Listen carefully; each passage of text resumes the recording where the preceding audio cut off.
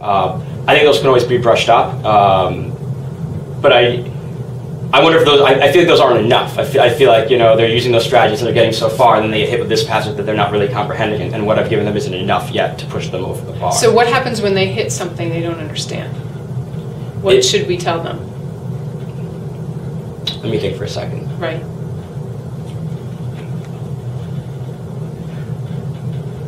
Well, I mean,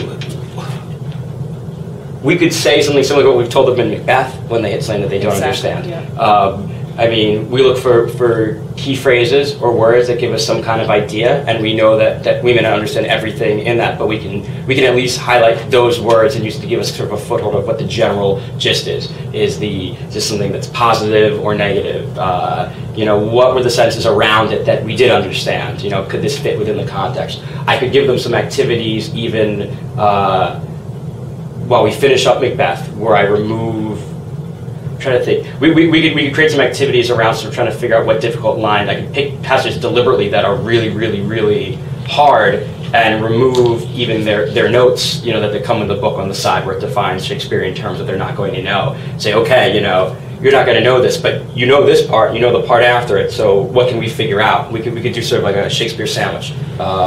And try something like that in terms of the literature that we're doing right now. And in terms of the exams, I think it's probably applying a similar skill. Right, so let's be explicit if we do that with the Macbeth.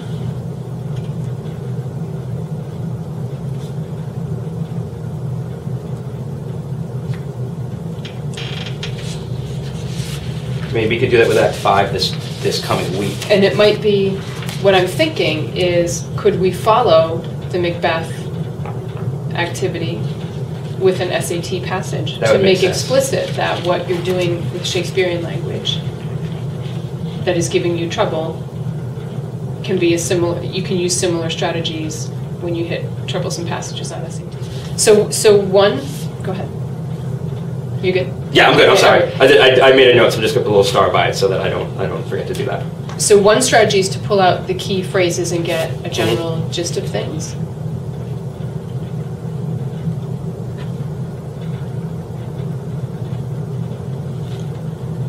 Do you think they're paraphrasing when they get into trouble, or do you think that needs to be explicit?